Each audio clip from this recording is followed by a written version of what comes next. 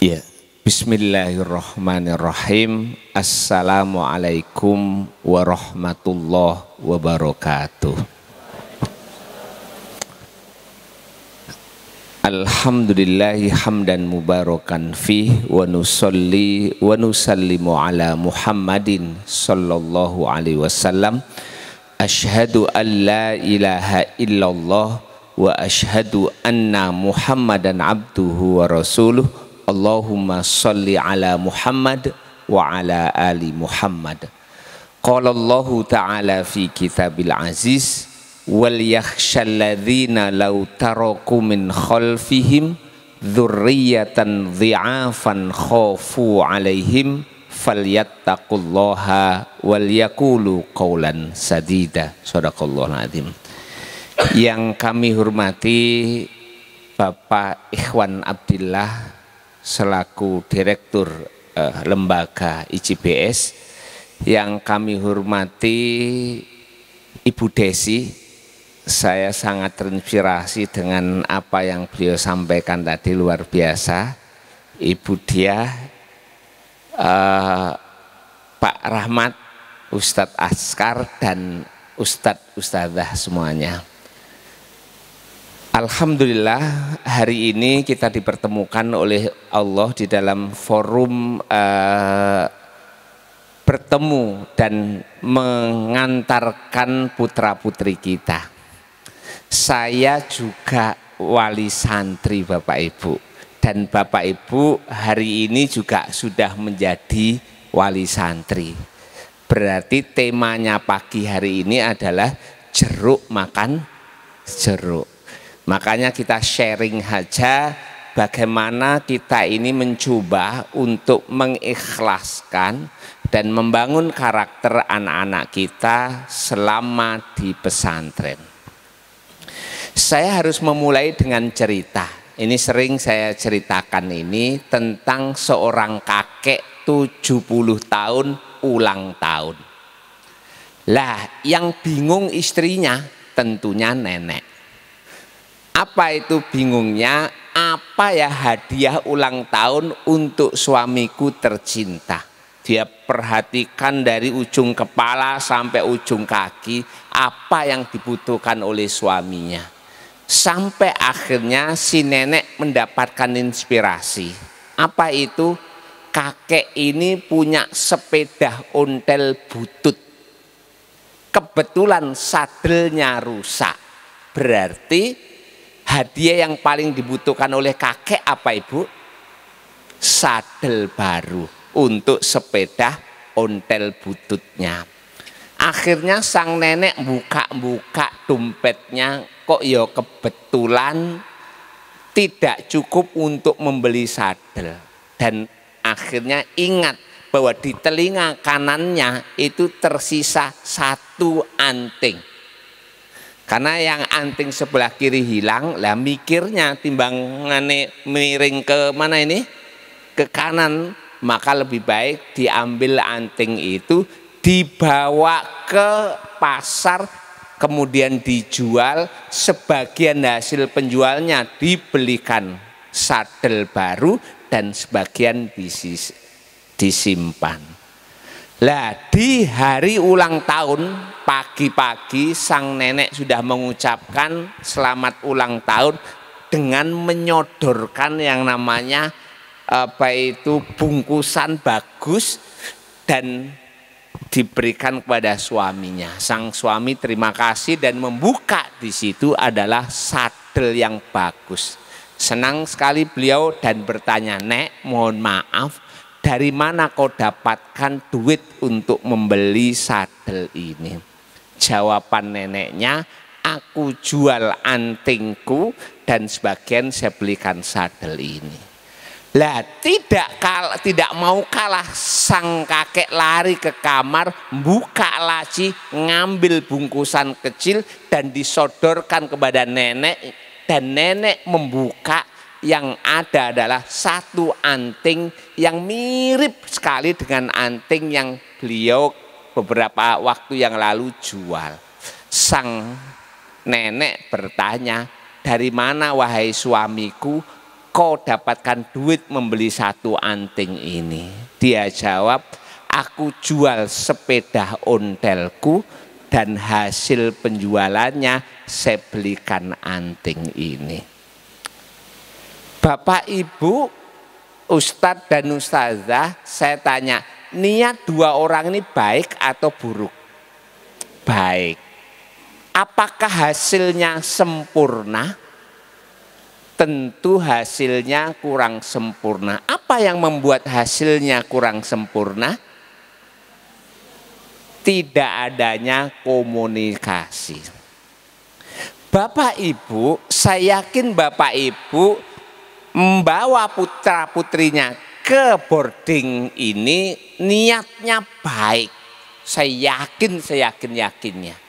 Dan saya yakin juga adalah bahwa Ustadz Ustazah, Bapak Ibu guru di sini juga mendidik putra putri Bapak Ibu juga niatnya baik. Lah, niat yang baik ini perlu adanya komunikasi yang harmonis. Insya Allah hasilnya sempurna. Ya, jangan sampai kita ini komunikasi antar kita setelah ada masalah. Lah, mumpung ini belum ada masalah, cari wali kelasnya siapa, cari wali asrama siapa, dan kemudian diskusi, sampaikan sebanyak-banyak tentang putra putri kita. Insya Allah itu terjalin bonding antara Bapak Ibu dengan wali kelas anaknya, antara Bapak Ibu dengan wali asrama putra putrinya. Dan sehingga kedepannya itu lebih mudah kita ini untuk berkomunikasi. Lah, awal-awal ini memang berat Bapak Ibu ya. Apalagi kalau kebetulan anaknya anak pertama, abot. Betul Bu? Tambah lagi anak ekor siji sempurna beratnya. Tetapi kami yakin bahwa setiap hal yang berat yang ibadah kita lakukan selalu pahalanya lebih besar. Yakin Bapak Ibu? Maka inilah perjuangan kita, inilah pengorbanan kita. Apa yang mesti kita lakukan? Coba kita lihat slide selanjutnya, yaitu mengikhlaskan. Jadi kalau kita lihat slide selanjutnya adalah mengikhlaskan anak untuk di boarding kita, di pesantren kita. Yang namanya ikhlas itu ya yang pertama karena Allah. Ini ibadah berat Bapak Ibu. Ya.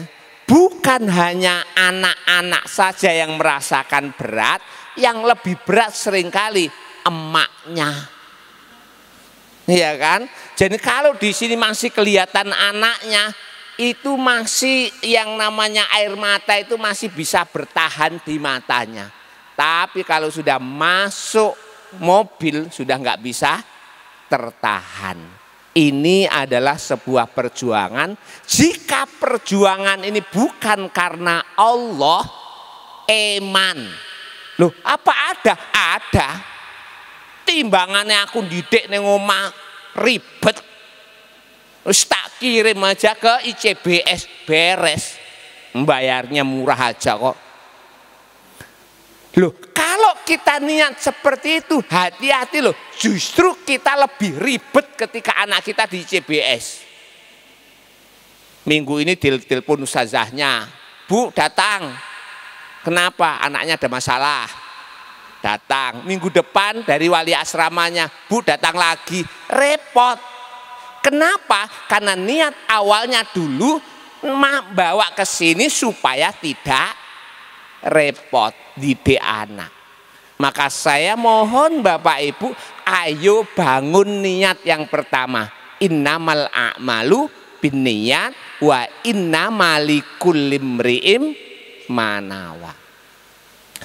Kita berniat supaya anak kita mendapatkan lingkungan yang baik. Kita berniat supaya anak kita mendapatkan pendidikan yang baik. Kita berniat supaya anak-anak kita punya pembiasaan atau habituasi dengan pembiasaan yang islami. Itu adalah niat-niat yang harus kita bangun sejak awal sekarang ini. Loh, kalau niatnya masih ada agak repot, ya bisa diganti. Toh niat itu berangkat dari hati, dan dari hati kalau bisa dari sampai ucapan. Saya mohon hari ini juga kalau masih ada niat-niat yang bukan karena Allah, diganti. Saya mohon itu yang pertama. Yang kedua juga tanpa pamrih duniawi. Oke ya, tanpa pamrih. Apa maksudnya ini? Maksudnya loh, kalau anakku di rumah itu biayanya besar. Berangkat ke sekolah sangunya berapa, makannya sekarang berapa. Lalu kalau di boarding ringan. Kalau hitung-hitungannya secara ekonomi begitu, itu nggak terlalu berat. Wis di boarding aja. Tolong hindarkan daripada pamrih Pak. Atau sebaliknya juga berat ya di boarding ini bayarnya. Begitu. Tolong insya Allah kalau ada niat yang kuat, berapapun bisa kita, insya Allah rezekinya ada. Saya ini 6 bersaudara, semuanya di pesantren dan di boarding. Kebetulan jarak antara satu anak dengan anak yang lain ada yang 2 tahun, ada yang setengah tahun. Ada satu tahap itu 3 anak di pesantren semuanya. Sementara nggak punya apa, ya insya Allah setiap semester itu jualan tanah. Orang tua kami jual tanah untuk 1 tahun begitu, dihitung digilir-gilir, akhirnya sampai selesai apa itu SMA semuanya. Tapi fatwanya dari orang tua saya, lulus SMA, lulus pesantren nggak ada biaya apa itu kuliah ya, dari orang tua. Mikir, karena kita sudah terbiasa, ya sudah semuanya kuliah nggak pakai apa itu biaya. Sekarang yang S3 2 orang, yang S2 2 orang, yang S1 2 orang. Di situ semuanya biaya. Kenapa? Ya karena kita mendapatkan pendidikan karakter yang tangguh, leadership yang tangguh. Selanjutnya Bapak Ibu, mohon kita tidak menyesali keputusan. Ini banyak ada orang tua yang anaknya sukses di pesantren baik, itu euforianya terlalu apa itu? Tinggi ke sana, ini sombong dan lain sebagainya. Tapi ada sebaliknya, orang tua yang kebetulan anaknya belum bagus selama di pesantren atau keluar dari pesantren itu nggak bagus, yang disalahkan adalah wah salah aku memutuskan apa itu anak saya masuk pesantren. Itu tandanya kita nggak meyakini takdir, bahwa apapun keputusan kita ini yakini adalah ini takdir terbaik untuk saya harus berusaha untuk ini. Saya mohon pada titik ini kita harus kuat supaya apa? Betul-betul kita ini ikhlas untuk berpisah dengan anak. Ya, saya tadi kaget ketika Ustadz Askar, oh bisa ketemu sampai Oktober. Hah? Sampai Oktober? Tahu-tahu apa itu katakunya September boleh pulang. Oh, kalau September boleh pulang ya nggak ada masalah kan begitu toh. Yes, selanjutnya adalah Bapak Ibu bersyukur anaknya di pesantren. Ini bagian yang penting ini Bapak Ibu. Tidak semua anak mau masuk pesantren. Kalau orang tua saya yang nggak lulus, yang namanya aliyah nggak lulus SMA, bisa mendorong anaknya ke pesantren. Saya yang lulus S2 dari 5 anak hanya 3 yang mau, yang 2 nggak mau. Dan saya anggap 3 itu aja, itu sebuah kesyukuran yang luar biasa. 1, apa syukurnya? Anak berani untuk lepas dari handphone. Betul Bapak Ibu? Itu sebuah perjuangan loh Bu. Perjuangan. Ada banyak orang yang bisa keras kepada orang tuanya karena nggak diberi paket data. Apalagi pisah sama orang tua, handphonenya berat. Lalu anak kita mau pisah dengan handphonenya. Itu sebuah perjuangan yang luar biasa yang kita perlu syukuri. Ya. Yang kedua, mereka rela berpisah dengan orang tuanya. Coba. Ya. Ini hijrah toh ini. Ini keluar dari zona nyaman. Dan kita pastikan anak-anak kita yang di boarding, yang berani keluar dari zona nyaman, mereka adalah manusia-manusia yang tangguh, Bapak Ibu. Maka kita perlu syukuri ini, perlu kita syukuri. Dan yang ketiga adalah mereka juga harus menghindari, berani melepaskan kenikmatan yang ada di rumah. Itu berat. Itu berat. Makanya tadi saya setuju sekali sarannya Ustadz Askar.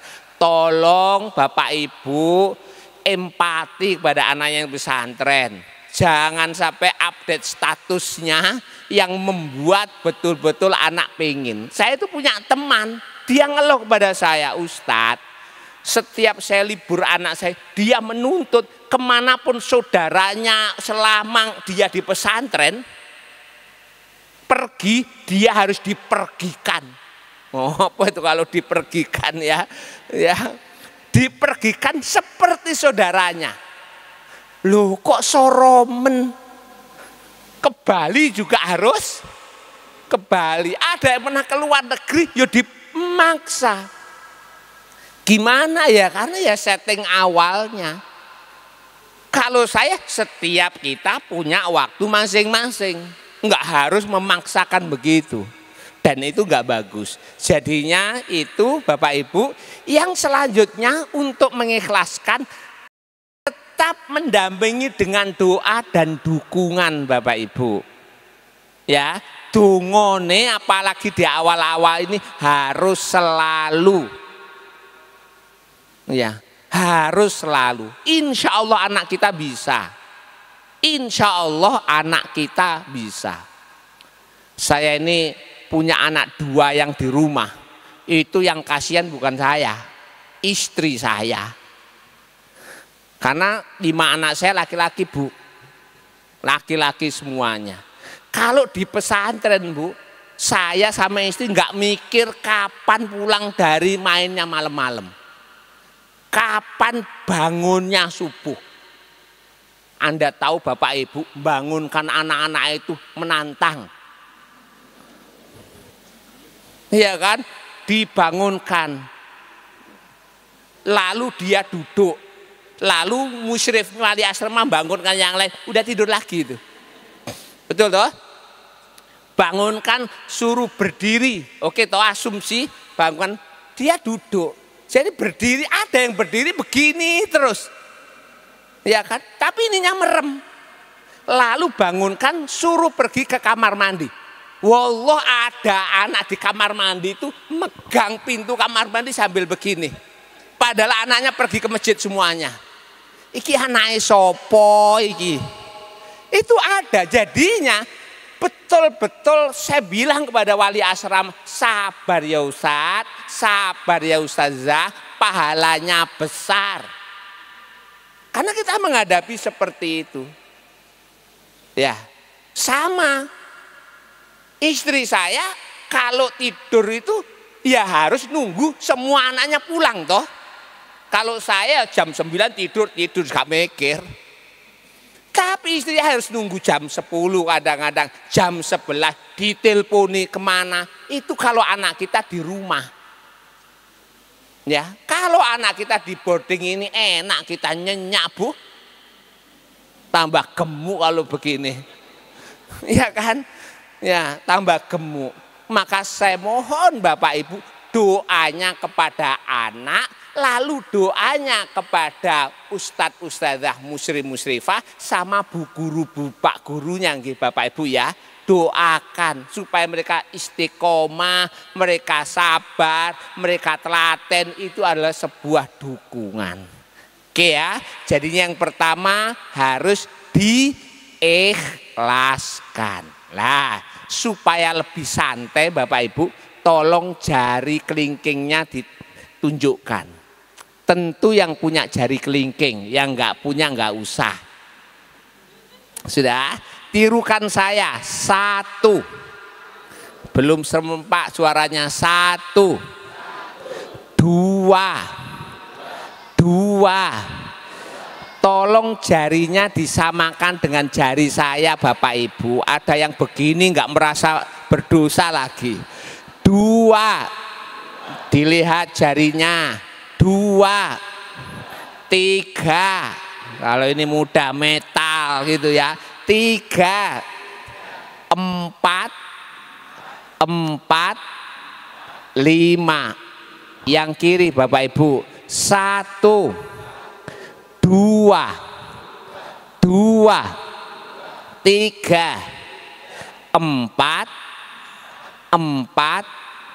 5. Oke, tepuk tangan dong Bapak Ibu. Selanjutnya kita lihat slide selanjutnya. Pertama Bapak Ibu, kita coba untuk membangun karakter anak kita walaupun mereka di boarding sementara kita di rumah. Ini tantangan. Yang pertama adalah tolong diskusikan sama anak apa sih tujuan atau cita-cita mereka, dikaitkan dengan mereka itu masuk boarding school ini. Kalau bisa ya diskusikan. Kadang-kadang ada anak yang bisa menjelaskan, Le kamu itu pengen apa sih? Apa sih cita-citamu? Apa sih keinginanmu? Kadang-kadang kalau sulit begitu, kita hadirkan yang namanya orang-orang yang bisa menjadi idola anak kita, lalu tanya gimana kalau seperti itu. Ini harus kita diskusikan dan tentu mungkin ini waktunya nggak sekarang, waktunya kemarin-kemarin. Ya, tapi bukan berarti ini ada batas terakhir. Masih ada proses bahwa kita harus mendiskusikan ini. Anak-anak yang lebih tahu targetnya, maka insya Allah anak-anak yang lebih terdorong secara internal apa yang dia lakukan untuk kebaikan-kebaikan dirinya. Kalau anak saya Bapak Ibu sebelum berangkat ke pesantren, habis liburan semester kemarin, saya tanya, Le, target ini kebetulan di Pondok Tahfidz anak saya. Yang lain nggak di Pondok Tahfidz, yang terakhir kok alhamdulillah mau apa itu ke Pondok Tahfidz. Le, berapa target hafalanmu semester ini? Saya tanya begitu. Jawabannya, yo sama dengan semester yang lalu Bi. Semester yang lalu itu berapa sih? Ya 3 juz. Oh berarti semester ini juga 3 juz. Iya Bi. Dan saya bilang, kok Abi pernah dengar sebuah hadis, barang siapa yang hari ini lebih baik dari hari kemarin maka beruntung, hari ini sama dengan kemarin maka rugi, hari ini yang lebih jelek dari hari kemarin maka terlaknat. Makommu termasuk yang pertama, kedua atau ketiga. Tak tanya begitu. Dia ya wis tak tambah Bi 3,5 ben lebih baik. Ya wis. Deal ya 3,5. 3,5. Gitu aja. Lalu saya tanya lagi, apa sih yang mendorong kamu mengambil 3,5 sebagai target kamu? Jawaban dia adalah, ya karena disuruh Abi. Arek Gen Z ya memang begini. Sabar toh. Saya jawab terima kasih oleh, berarti kamu itu termasuk anaknya Abi yang birrul walidaini. Begitu toh. Tanya gitu. Lalu apa sih pentingnya 3,5? Nah, saya nggak mau berhenti sampai situ. Abi kok suruh mikir sih aku. Ya 3,5 karena apa ya? Ya supaya nanti hutang hafalanku di kelas 12 nggak banyak-banyak Bi. Oke, yes. Begitu. Lah kita coba diskusi nanti apa itu. Yang kedua Bapak Ibu, berikan dukungan dan apresiasi yang tulus. Bapak Ibu, anak-anak yang punya bonding yang kuat dengan orang tua, maka biasanya adalah anak-anak yang dia itu secara ketangguhan lebih tangguh. Kita memahami ketangguhan itu kan seperti pahaman Rasulullah. Apa itu? Laisa syadidu bisur'ati, innama syadidu mayamliku nafsahu indal ghadabi. Bukanlah orang yang kuat itu, orang yang tangguh itu adalah orang yang mampu untuk bergulat, tetapi yang mempunyai kontrol diri yang baik. Artinya adalah bonding kita itu menentukan anak-anak kita, resilient ketangguhan anak-anak kita di pesantren. Loh, kalau sudah begini gimana? Lah, ingat Bapak Ibu, waktu anak TK, kan kalau ada kita anak nganter ke TK, kita kan serahkan kepada gurunya toh. Lalu di depan anak ada komunikasi. Bu, ini anak ini pinternya gini. Supaya apa? Supaya pelimpahan antara orang tua menuju guru TK itu bondingnya.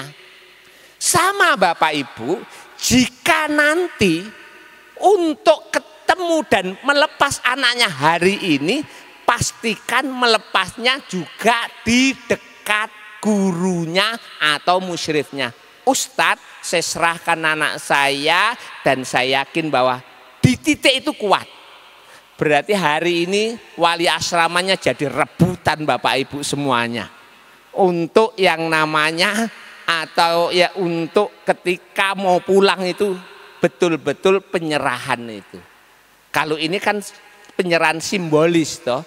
Tetapi saya mohon proses itu nanti ya dicicil, jangan di ujung waktu kelas jam 2 baru semuanya geruduk.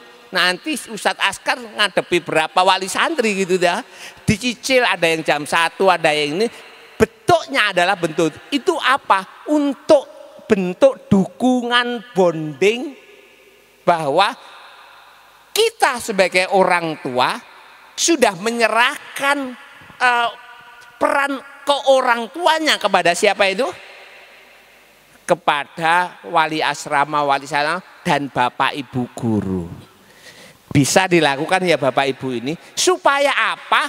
Anak lebih tahan di sini, lebih kuat di sini dan dia itu lebih mampu yang namanya menghadapi tantangan-tantangan di sini. Saya mohon titik ini harus bisa kita mumpung saya sampaikan ini. Ya, kan saya lihat tadi wali asrama itu mengampu sekitar 30-40 ya Ustadz ya. Oh 20, berarti satu wali asrama dikerubuti 20. Nanti begitu ya, cari dan sampaikan itu untuk betul-betul di depan anaknya, di depan anaknya. Yang selanjutnya, mohon doakan anak, kemudian sampaikan, nak, Abi sama Umi selalu mendoakan kamu dalam perjuangan ini. Saya mohon ini disampaikan. Supaya apa? Ada keyakinan, ada iman bahwa anak-anak kita itu betul-betul di bawah bimbingan dan doa orang tuanya. Ya. Kenapa masalahnya? Ada was-was loh Bapak Ibu pada anak-anak kita. Deg-degan itu. Ya kan? Deg-degan gimana saya ini? Gimana? Tapi dengan betul-betul kita lihat ini, ya tentunya tolong nanti jangan menangis di depan anak. Nangisnya di mana Bu? Di mobil. Oke ya, sekencang-kencangnya boleh. Iya kan? Tapi di depan anak bahwa kita harus betul-betul tegar. Kita harus tegar, itu penting. Slide selanjutnya. Ya. Menumbuhkan rasa percaya diri anak. Oke, Bapak Ibu, di proses awal-awal nanti kan sekitar tanggal 19 atau 20 ada proses telepon toh Ustadz. Mohon di proses telepon ini mesti ada yang namanya apa itu air mata lah dari anak-anak. Ya kan, curhat macam-macam dan lain sebagainya. Mohon jadilah pendengar yang baik. Mereka minta validasi terkait dengan emosi mereka. Ya kan? Dan bentuk validasi yang terbaik adalah mendengarkan. Oke. Kemudian menangkap beberapa kata kunci dari emosi itu untuk kita utarakan, tetapi kita tetap dalam kondisi tegar. Dan di ujung pembicaraan, nak, saya yakin bahwa kamu insya Allah kuat. Nah, begitu ya. Di ujung akhir nih, sampaikan ini. Karena telepon yang pertama itu biasanya telepon yang paling heboh. Telepon yang paling heboh. Maka saya mohon jangan malah bapak ibunya malah baper. Kalau bapak ibunya baper lalu punya sumbu pendek, mendapatkan informasi saya 3 hari nggak makan. Susah bagi saya untuk makan. Mikirnya, kalau 3 hari gak makan, terus gimana? Ya 3 hari maksudnya gak makan di dapur, tapi di kantin banyak makan. Ya sama saja, jadinya jangan baper titik itu. Karena memang dia mengungkapkan, ya diterima aja, validasi aja terhadap emosinya, dan kita mencoba untuk berempati. Dan semuanya, Bapak Ibu semuanya, ayo bantu anak-anak kita, nak. Ketika kamu dulu di rumah, oke ya, dengan ketika kamu di pesantren, suasananya beda. Setiap gerakan kamu di boarding ini, itu menjadi ibadah. Tolong sampaikan man salaka thoriqon yaltamisu fihi ilman sahalallahu thoriqon bi ilal jannah. Setiap perjalanan yang kamu dan untuk menuntut ilmu, maka sebenarnya ibadah kamu untuk dekat dengan surganya Allah. Tolong dikuatkan konsep ibadah ini. Jadinya di rumah mungkin pergi kemana olahraga nggak ada nilai ibadah. Tapi ketika di boarding olahraga pun juga adalah ibadah. Tolong ini betul-betul diyakinkan. Lah, selanjutnya mengajak anak membuat muhasabah. Kalau muhasabah nanti refleksi, jangan refleksi yang sedih. Nah, apa dalam 1 minggu ini hal yang paling menjadikan kamu? Itu enggak benar. Tapi tanyakan, nah oke, mama sudah mendengar itu tadi dan mama merasakan betapa kamu sedang berjuang. Mama yakin kamu di sini. Lah dari sekian yang membuat haru biru tadi, apa hal yang kamu sukai di boarding ini selama 1 minggu ini? Tolong bertanya itu ya Bapak Ibu ya. Jangan bertanya yang sedih. Apa yang paling menyedihkan kamu selama 1 minggu ini? Bubar gerak semuanya ya. Tanyakan untuk itu. Oke, selanjutnya Bapak Ibu, kita ingat titip.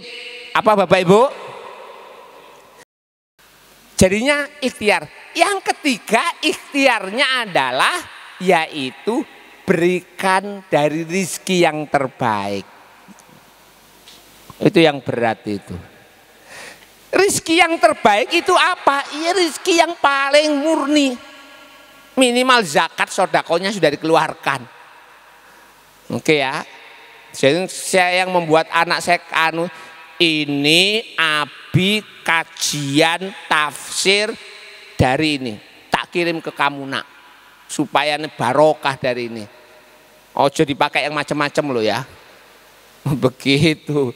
Itu saya sampaikan supaya apa? Supaya dia tahu bahwa kita ini memberikan rezeki yang ini. Dan yang ketiga, yang terakhir adalah percaya. Percaya apa yang diputuskan, percaya apa yang dilakukan oleh pesantren kepada anak-anak kita. Ini bagian yang paling berat Bapak Ibu. Paling berat. Saya pernah anak saya itu telepon kepada saya, curhat habis-habisan. Bi, ini di pesantren ya, bukan di boarding sini. Saya digundul Bi. Saya kaget, nyapa oleh digundul. Loh gimana? Aku ngumpulkan teman-temanku, waktu ngumpulkan itu benar bagian pengasuhan datang dan akhirnya kita semuanya digundul jamaah. Gitu. Loh, kan ya bener toh, iya, tapi seharusnya mereka tanya dulu. Saya kalau ditanya alasan ngumpulkan, ya digundul pun siap. Sekedar tanya aja nggak ada, Bi. Nggak ada penghargaan. Kenapa kumpul itu? Buahnya pokoknya, mana saya cerewet, kayak bapaknya gitu. Lah, sekarang saya tanya, memangnya kamu kumpul untuk apa? Saya mendapatkan kesempatan untuk apa itu? Jelaskan. Saya ini pengen membuat acara sosial pada waktu liburan bersama anak-anak itu. Begitu. Kalau gini kan harus tahu begitu. Ya sudah, oke, mantep anaknya Abi. Lah sekarang yang membuat kamu digundul itu ya ngumpulkan anak sih. Masa ngumpulkan anak ini? Ya ada batasnya. Terus kamu batasnya berapa? Maksimal 4 anak. Kalau lebih harus izin. Terus yang kamu kumpulkan berapa? 12 anak. Pakai izin enggak? Enggak. Loh ya itu. Gimana Abi? Ya sudah, dinikmati aja gundulnya, diterima. Insya Allah 1 bulan lagi apa itu? Ya apa tak kirim? Apa itu minyak? Nyong-nyong untuk apa itu? Rambutmu. Terakhir saya ngomong begini, Abi itu pergi ke masjid, pulang pergi ke masjid, kadang kesandung loh. Kalau Abi boleh protes kepada Allah, kan boleh, ya Allah, aku itu sholat jamaah di masjid, kok ya engkau buat aku kesandung. Enggak, orang-orang yang berbuat maksiat itu kami sampaikan kesandung. Kan enggak boleh, artinya adalah Allah sedang menguji keikhlasan saya sama. Kamu melakukan itu, jika kamu menghadapi, ya sudah diterima dan itu bagian daripada Allah mendidik kamu. Jadinya Bapak Ibu betul-betul percaya. Kadang-kadang anak kita menghadapi itu, niatkan ini bagian anak belajar menghadapi masalah. Kadang-kadang orang tua terlalu masuk-masuk yang anaknya sendiri nggak mau. Mama itu jangan gitu, aku malu. Jadi kalau mau ingin masuk izin, do aku mau begini gimana? Nggak usah mah, nggak usah. Bener kamu siap? Iya, oke. Ini kadang-kadang ibunya enggak, anaknya mama saya harus, padahal anaknya sendiri nggak mau dibantu. Nah, ini kadang-kadang jadinya percaya ini. Saya mohon selanjutnya sudah menyamakan niat antara pondok dan keluarga. Siap ini ya. Tadi niat ini penting ini. Kalau enggak ya tadi di pesantren enggak boleh handphone. Orang tuanya bagaimana memasukkan handphone itu ke nasi goreng. Siapa yang mau ngecek sampai nasi goreng? Berat itu masalahnya. Ada loh ya, mohon maaf di pesantren kami, ketika handphone diambil, orang tuanya gini-gini kan, dan marah-marah sampai kalau ini dilanjutkan Pak Ustadz pengadilan ini haknya anak harus diberikan. Loh kalau saya sebagai pengasuh di kebetulan tahu, tak suruh ngambil anak ini. Didik anak yang orang tuanya normal aja kadang rumit. Kok kok malah didik anak yang orang tuanya ruwet. Iya kan? Kenapa masalahnya? Wallah Bapak Ibu, dalam kasus handphone nggak ada handphone itu hanya dipakai untuk satu anak. Selalu ketika handphone dipegang oleh anak, satu kamar itu terpapar. Terpapar hanya anak-anak yang soleh, yang orang tuanya juga soleh, yang mampu mempertahankan paparan handphone. Tapi jumlahnya minoritas. Rata-rata daya terpaparnya untuk handphone berat. Betul ya Ustaz? Itu loh. Makanya bukan hanya yang dirusak anak Bapak Ibu dengan handphone itu, tapi yang dirusak adalah satu kamar. Maka saya mohon ini, bijak di dalam berkunjung. Oke, mohon satu pertanyaan nanti waktu telepon atau berjual yang Bapak Ibu hindari, nggak boleh, haram ini. Apa itu? Nduk, wis kerasan. Haram ini Bapak Ibu nanya. Oke? Apa maksudnya kalau tanya begitu? Justru ada membuka. Oh, wong tuaku khawatir ya tentang. Dan itu membuka yang namanya peluang untuk kalau ada masalah lebih berat sedikit, izin keluar. Maka nggak usah bertanya begitu. Bapak Ibu tahu dia kerasan atau tidak, cukup didelok. Nggak perlu ditanyakan. Saya mohon itu. Apa pertanyaan yang haram Bapak Ibu? Nah, sudah kerasan, jangan dilakukan. Selanjutnya bertanya dan memberi informasi. Bapak Ibu, kalau ada anaknya kebetulan menyampaikan informasi, ya, di mana informasi itu yang itu akan terjadi bahaya, sampaikan kepada wali asramanya, sampaikan kepada contoh umpamanya ada anak yang kebetulan menyampaikan, "Ma, temenku loh satu kamar itu menyembunyikan handphone. Saya menghindar, tapi perasaan saya mulai dimusuhi oleh siapa itu?" Maka informasi ini tolong sampaikan ke wali asrama. Oke, dan wali asrama insya Allah bijak untuk tidak memberitahu nama anak Bapak Ibu. Ya mohon maaf, ada yang punya alat vape. Ya, ada yang punya alat vape. Dan itu anaknya kebetulan beritahu kepada orang tuanya, tolong sampaikan kepada wali asrama dengan hati-hati. Dan betul-betul dimungkinkan anaknya nggak sampai diketahui.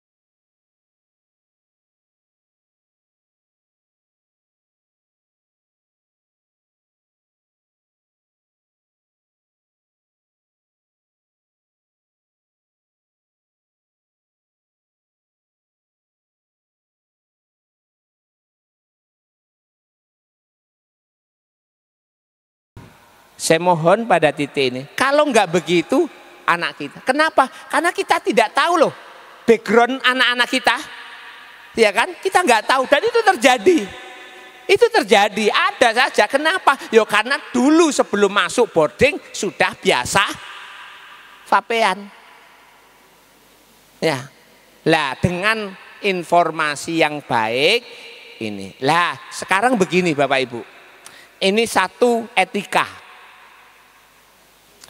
Anak saya ngomong, lalu saya tahu bahwa perilaku wali asramanya nggak bagus. Saya sebagai pendidik paham itu. Di hadapan anak saya, saya ngomong, ya sudah nanti Abi bereskan wali asramamu. Atau ya, oh itu nggak bagus itu. Menurut teori ini nggak sesuai. Mohon Bapak Ibu, apapun yang namanya kesalahan-kesalahan wali asrama di depan anak-anak kita, jangan buat anak-anak kita kehilangan respek terhadap wali asrama itu. Lalu kalau kita ini, ya sampaikan aja kepada, tanpa kita ini menciderai yang namanya wali asrama di depan anak kita. Apa yang sering terjadi ketika kita meremehkan wali asrama di depan? Wali asrama itu baru S1, AB S3. Itu sama saja membuat rasa hormat putra putri Bapak Ibu terhadap wali asrama atau pada wali kelasnya itu turun, dan itu bermasalah nanti di dalam ketaatan mereka, rasa respek mereka kepada wali asrama dan kepada wali kelasnya. Tolong hindari itu Bapak Ibu. Kalau saya sih ngeman anaknya, bukan ngeman wali asramanya. Ya, ngeman. Karena kita sedang mengajari anak kita tidak respek terhadap seseorang yang sebenarnya harus direspeki. Maka saya mohon hati-hati pada titik ini, betul-betul kita ini. Saya sering berhadapan dari TK, SD, mesti menjumpai begitu. Tapi wallah saya tidak pernah menyampaikan kesalahan, menyampaikan ini kepada wali kelasnya, kepada wali asramanya. Sudah, kalau memang wali asrama ini betul-betul melakukan kesalahan, betul, maka saya hanya menyampaikan kepada atasannya. Di depan anak saya, wali asrama adalah sesuatu, tetap dia itu baik. Wali kelasnya tetap dia itu baik. Yang ngurusi bukan saya, bukan anak saya, biarlah yang ngurusi adalah manajemen di sekolahnya itu. Saya mohon itu ya Bapak Ibu. Kemudian bijak dalam memberi fasilitas.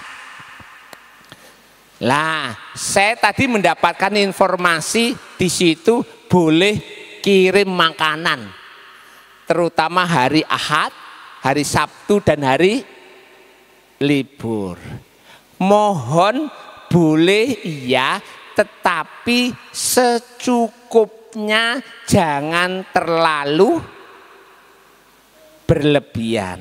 Kenapa? Karena kalau anak kita suplai makanan rutin terus, nanti di hari-hari berikutnya dia bermasalah terhadap nafsu makannya di hari yang lain.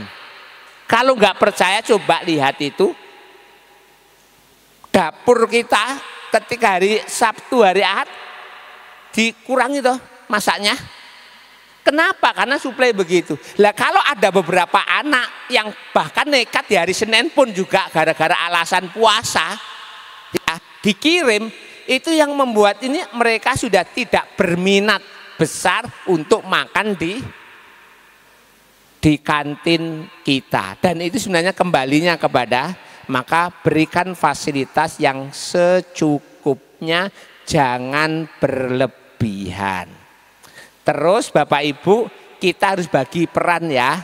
Bukan berarti kalau anak kita di sini lalu semua peran pengasuhan itu hanya dibebankan kepada wali kelas dan wali asrama. Tidak, kita tetap harus, kalaupun ada informasi dari ini segera ditindaklanjuti karena itu adalah bagian daripada tanggung jawab. Semoga di sini tidak terjadi, tapi saya merasakan hal yang paling berat itu adalah tentang pembayaran SPP. Saya kemarin di pesantren saya ini, saya cek pembayaran kas. Ya Allah, sing berat bagian keuangan, rambutnya itu cepet putihnya. Kenapa? Karena tunggaan itu banyak. Sementara dia dituntut bagian dapur untuk menyuplai sesuai dengan. Lah, saya mohon Bapak Ibu semuanya di sini insya Allah, dan saya tidak dititipi sama Bu Desi sama Pak Rahman, wallah enggak. Hanya saja bagi saya adalah ketika saya ini betul-betul memperhatikan tanggung jawab, hak saya, tanggung jawab, kewajiban saya sebagai wali santri, maka insya Allah Allah akan permudah anak-anak kita di dalam belajar. Begitu. Saya mohon pada titik ini betul-betul. Karena hubungan kita dengan guru anak kita, hubungan kita dengan murabi anak kita bukan hubungan transaksional loh Bapak Ibu. Wallah, bukan hubungan transaksi. Ini hubungan ilmu, hubungan agama, hubungan yang namanya moral. Dan itu betul-betul kita hati-hati dalam konteks ini. Selanjutnya, lah tadi benar memberi contoh yang baik. Saya mohon ya, kalau anak-anak nanti pulang, ya kan kita liburan Oktober toh? Oktober atau September? September selama di rumah, ya di rumahnya jadikan pesantren selama 3 hari gitu loh ya. Ya, tolong bangun tidurnya kalau di sini jam 3:30, ya di rumah juga jam 3:30. Begitu. Ini memberikan contoh yang baik. Selanjutnya berempati. Tadi sudah dijelaskan sama Ustadz Askar terhadap anak yang sedang mondok. Ya kan? Tolong update statusnya hati-hati. Kemudian memberi anak rezeki yang baik, membangun komunikasi yang baik dengan anak, lalu doa orang tua untuk kebaikan anak di pesantren. Oke, jadinya itu Bapak Ibu hal-hal yang perlu kita kuatkan, dan saya yakin anak-anak kita selama di boarding ini ada banyak hal-hal yang tumbuh dan berkembang. Saya mohon itu. Terakhir nanti sebelum tanya jawab, saya pernah suatu ketika agak kecewa. Kata wali asramanya, anak saya itu paling gasik ke masjid. Rata-rata soft pertama dan soft kedua. Kata wali asramanya. Ya mungkin niru bapaknya mungkin. Lah, tetapi ketika liburan, kok saya nggak menemukan itu? Apakah yang diomongkan siapa tadi? Wali asrama adalah kabar bohong atau kabar yang valid? Ketika saya cross check, benar anak saya memang soft pertama atau soft yang kedua di pesantrennya. Loh, kenapa kok di rumah tidak begitu? Bentar Bapak Ibu, kadang solehnya anak gitu ya, itu di awal-awal begini masih tergantung dengan situasi eksternalnya. Mungkin gara-gara teman-temannya mendukung, gara-gara ada musyrif-musyrifahnya yang mengingatkan, atau gara-gara memang dari jam 3:30 tilawah tartilnya sudah dinyalakan, sementara di rumah nggak ada. Lah, saya mohon itu difahami supaya kita tidak cepet-cepet, lo anakku sudah soleh kok di rumah kembali. Itu yang pertama. Yang kedua Bapak Ibu, seringkali Bapak Ibu apa yang dilakukan oleh anak ini belum pada tahapan penyadaran internal. Masih kesadarannya logika eksternal, belum pikiran bawah sadar. Dan yang ketiga, kadang-kadang suasananya masih ingat-ingat zaman dulu. Sama saya sendiri ketika ibu saya masih ada, walaupun sudah punya anak, punya istri, waktu di rumah itu pengen rasanya dengarkan suara ibu saya, le, tangi le, subuh. Padahal di rumah semenjak jam 3 bangun, tapi kalau di rumah ibu semuanya kembali menjadi anak-anak lagi. Lah, di titik ini berarti kita harus sabar menunggu anak-anak kita soleh luar dan dalam. Assalamualaikum warahmatullahi wabarakatuh.